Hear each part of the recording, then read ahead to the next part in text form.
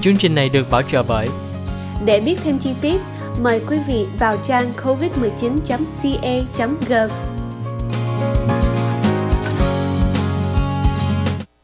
Hi, welcome back to the OC Health and Education Show on Little Saigon Television. I am your host, Julie Yip. We will continue our conversation with Judy Marks today and talk about self-determination.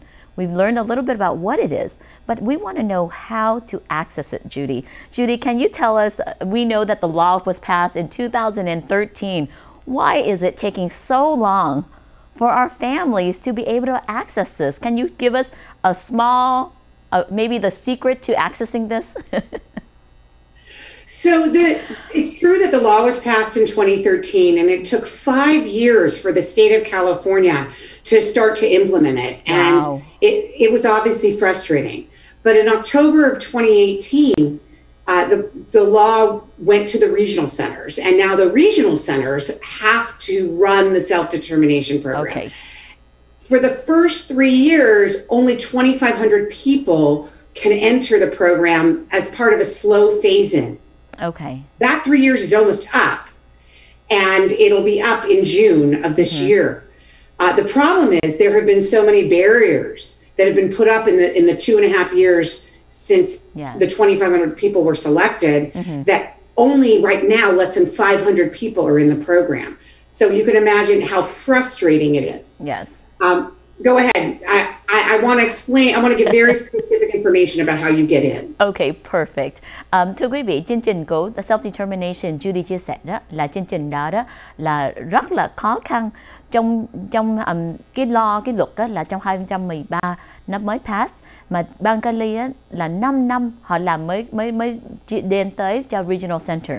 Trong vòng 3 năm đây, Regional Center có cái pilot program, đó là cái chương trình đặc biệt cho 2.500 người ở gia đình nào để cho thử cái chương trình self-determination. Mà mình biết á, là trong bang Cali á, rất có mấy chục ngàn người sử dụng cái chương trình đây. Trong tháng 6 năm đây là cái chương trình đó là phải mở rộng ra cho mỗi người, mỗi gia đình. Thì Julie hy vọng á, là tìm hiểu thêm làm sao gia đình được tham dự cái chương trình đây. Judy, I know the first hurdle for some of us is getting our kids eligible for regional center. And I know, so that's the first hurdle. So assuming that families are already in regional center, what can they do now and maybe by June for them to start thinking about, do they talk to their service coordinator? Do they need to make some phone calls? Is there an application? Can you let us know just briefly how that process works? So right now, the self-determination. Right now, the self-determination program, sorry, it's been a long day, is only available to those 2,500 people who are selected, even though most of them are not even going into the program. Starting on June 7th of this year, anybody who's a regional center client can move into the self-determination program. Okay. There's no application. All you need to do, and you can do it today, you don't have to wait till June, is to call your service coordinator. That's that case manager, that social worker that has been assigned to you from your regional center. You call them up and you say, I want self-determination for myself, for my child. Good. And I want to have a meeting about it as soon as possible. Most regional centers, honestly, are going to say it's not open till June 7th. You could say, I want to get started now in the preparing. And what you'll do is you'll start doing your person-centered planning, and you'll start thinking about how you would want to spend your budget. There's lots of thinking that can be done before June 7th so that you're ready to go once June 7th hits. Perfect, perfect. I'm so glad for you to summarize, and I love the fact that there's no application process. And I know that the contact person is a very important part. Thưa quý vị, chừng nào gia đình của mình hiện tại có chương trình của Regional Center sẽ nên liên lạc cái service coordinator, đó là cái người worker, cái người làm hồ sơ của con mình. Mỗi năm á, thì mỗi gia đình cũng có cái bữa họp để tra họp với worker. Mà hiện tại đó, trước khi tháng 6 á, thì ngày 7 tháng 6 thì mình có quyền gọi worker. Có thể worker nói mình cái chương trình chưa mở được, mà điều quan trọng nhất á, là mình sẽ nên lấy cái hẹn trước. Lúc mình lấy cái hạn trước rồi đó, mình sắp xếp giấy tờ tới tháng 6 thì mình có cái self-determination, gia đình tự chọn cái chương trình đó là rất là tốt cho gia đình.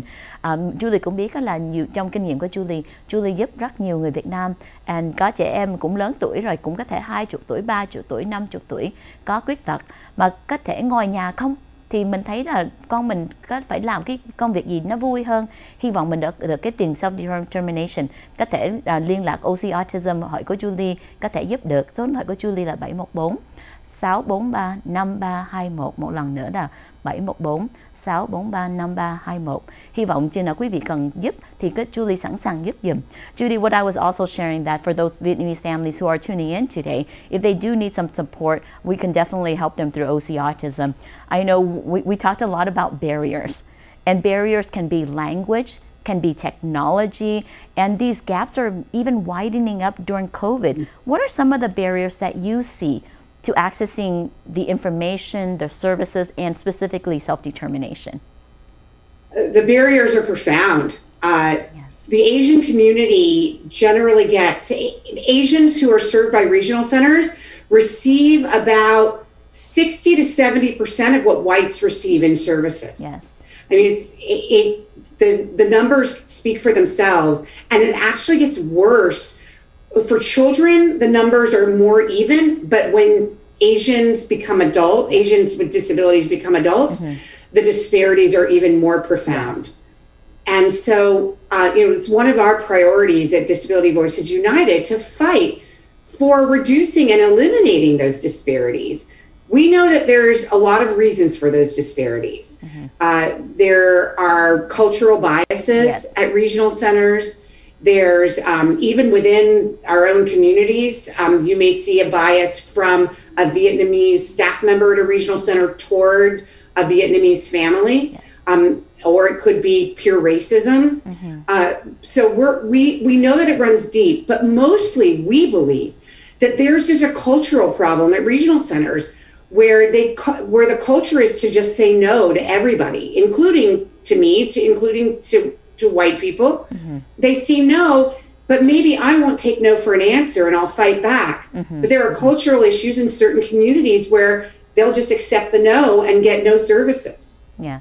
And I think that's very important for us that, when we advocate or teach people to self-advocate, that oftentimes when we know our family members need the services, no is actually not an answer that we would accept. Thưa quý vị, Judy nói đó là nhiều lúc gia đình mà cần cái chương trình của Regional Center, mình đòi hỏi cái chương trình thêm đó, thì cái culture của Regional Center luôn luôn là gia đình hỏi là họ trả lời no. Người Việt Nam của mình á, chừng nào chương trình họ nói không có cho mình không có được có cái quyền lợi đây á, người Việt Nam của mình thường chấp nhận.